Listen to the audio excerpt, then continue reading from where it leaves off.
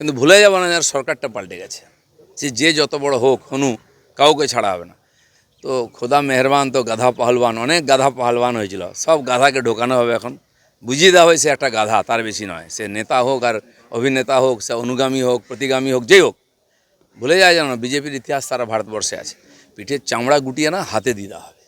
এলে আরজি করের ফাইল খুলবো, আরজি করের ফাইল খুললো। তিনজন দুদে আইপিএস যারা একসময় কলকাতা সহ বাংলায় দাপটের সঙ্গে সবাইকে প্রভাবিত করে কাজ করেছেন, তিনজন সাসপেন্ড। যে ঘটনা ঘটেছে এত বেদনাদায়ক, আর সেটাকে যেভাবে চেপে দেওয়া হয়েছে, বাংলার প্রত্যেকটি মানুষ ব্যথিত। লক্ষ লক্ষ মানুষ এর বিরুদ্ধে প্রতিবাদ করেছেন ক্যান্ডেল হাতে নিয়ে, কিন্তু তাও সেই পরিবার ন্যায় পায়নি। মানুষ দুঃখী ছিলেন, মানুষ চাইছিলেন সত্য সামনে আসুক, দোষীরা সাজা পাক। তারই প্রক্রিয়া শুরু হয়েছে। তার সঙ্গে যারা যারা যুক্ত হন তাকে তো দায়িত্ব নিতেই হবে।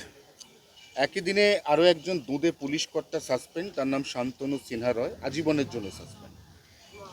এসব লোকগুলোকে খুব চেনে। একজন ওসি আইসি থানার এত পপুলার হয়ে গেছে, নিজের ডিপার্টমেন্ট তো বটেই, বাংলায়ও সারা দেশের লোক নাম শুনে গেছে। কী এমন রহস্য আছে?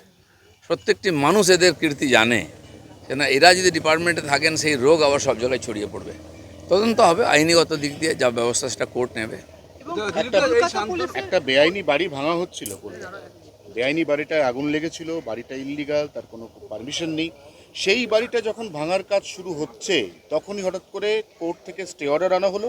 শতরূপ ঘোষ সেখানে গিয়ে বীর দর্পে ঘোষণা করলেন, আমি বাংলায় বুলডোজার আটকে দিলাম। এটা কি ধরনের অ্যাটিটিউড? না, এনারা সব এরা এসআইআর আটকানোর চেষ্টা করেছেন, অনেক কিছু আটকাবার চেষ্টা করছেন। এদের কালচারটাই চাই। 50 বছরে এরা আটকেছেন বাংলাকে, সামনে নিয়ে যেতে পারেননি। ওনারা মনে করছেন যে কোর্টে গিয়ে করে দিয়ে 2-4টা ভোট পাবেন, সেদিন চলে গেছে। মানুষ আর পেছনে তাকাবে না, কিন্তু এর জন্য ফল ভোগ করতে হবে। তৃণমূলের fact finding team post pole violence যেখানে যেখানে হয়েছে, আজ 3 ভাগে ভাগ হয়ে তৃণমূল কংগ্রেসের নেতা নেত্রীরা তারা বিভিন্ন জায়গায় যাবে। এই ফ্যাক্ট ফাইন্ডিং টিম যদি 21 সালের ইলেকশনের পরে শুরু হতো, তাহলে ওদের এত বদনাম হতো না, এত মানুষকে ঘর ছাড়া হতে হতো না, কোটি কোটি টাকা সম্পত্তি বা প্রাণহানি হতো না। তার প্রায়শ্চিত্ত করতে হয়েছে আজকে। তাদের নেতা বিধানসভায় দাঁড়িয়ে বলছেন শত শত লোক ঘর ছাড়া। আমরা জানি না কে ঘর ছাড়া, কটা পুলিশের রিপোর্ট হয়েছে। 21 সালের পরে আমরা 12,500 কেস করেছিলাম, সিবিআই ইনকোয়ারিও চলছে। তো ওনারা কটা কেস করেছেন আমি জানি না। তো তখনও মিথ্যা বলেছেন, এখনও মিথ্যা বলছেন। আমাদের মাননীয় মুখ্যমন্ত্রী বলছেন যে কজন লোক ঘর ছাড়া হয়েছে তার লিস্ট নিয়ে আসুন আমার কাছে, আমরা সসম্মানে ফিরিয়ে দেবো। কিন্তু 21 সালের পরের যে হিংসার কেস যেন তার নামে না থাকে, তাহলে তাকে জেলে যেতে হবে। বেশিরভাগ তো দাগি আসামি, ক্রিমিনাল। আর আসবে কোন মুখে? আর কেউ বাঁচবে না, কেউ জেলের বাইরে থাকবে না। স্বপ্না বর্মনের বাড়ি নাকি কালকে রাত্রিবেলায় জ্বালিয়ে দেওয়া হয়েছে, তিনি ভিডিও পোস্ট করেছেন, কিন্তু বাড়ি জ্বলে যাওয়ার কোনো ভিডিও তার পোস্টে দেখা যায়নি। গলত, মানে অসৎ সঙ্গে এই অবস্থা হয়। সম্মানীয় একজন অ্যাথলিট, তাকে সম্মানের সঙ্গে থাকা উচিত, তাকে রাজনীতির মধ্যে পড়া উচিত নয়।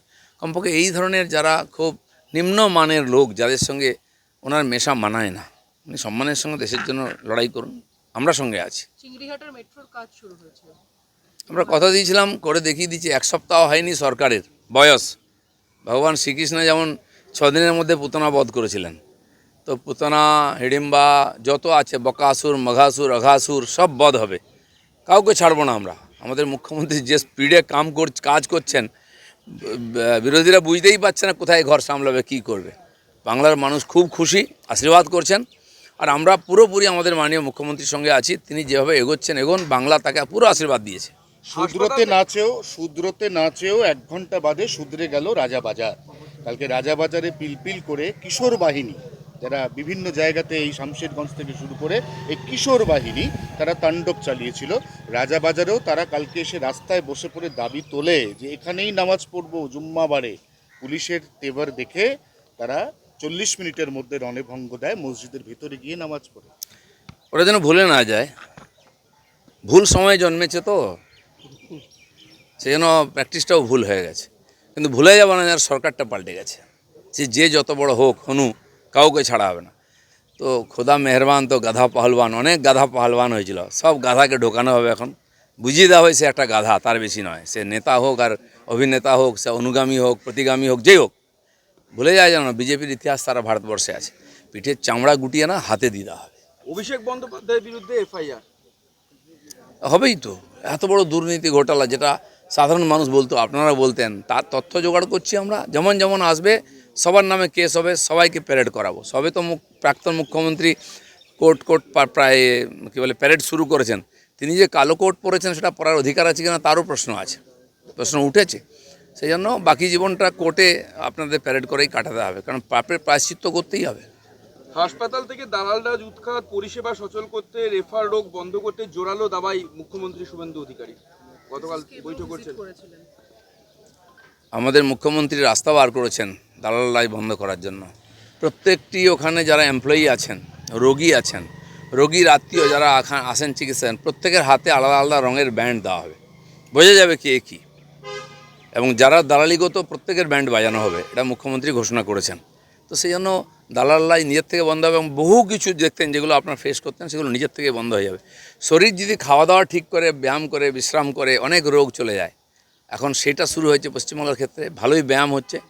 তো এই সময় রোগ ব্যাধি সব ধীরে ধীরে সরে যাবে। প্রেসিডেন্সি জেলের ভেতরে সার্জিক্যাল স্ট্রাইক, শাহজাহান সহ সব মিলিয়ে 23টা মোবাইল ফোন বাজেয়াপ্ত। সবে শুরু হয়েছে। যেখানে যেখানে ঘুণ ধরেছে সেখানে সেখানে আমরা ওষুধ স্প্রে করব। অনেক ঘটনা আপনাদের দেখতে হবে এখন। চলুন।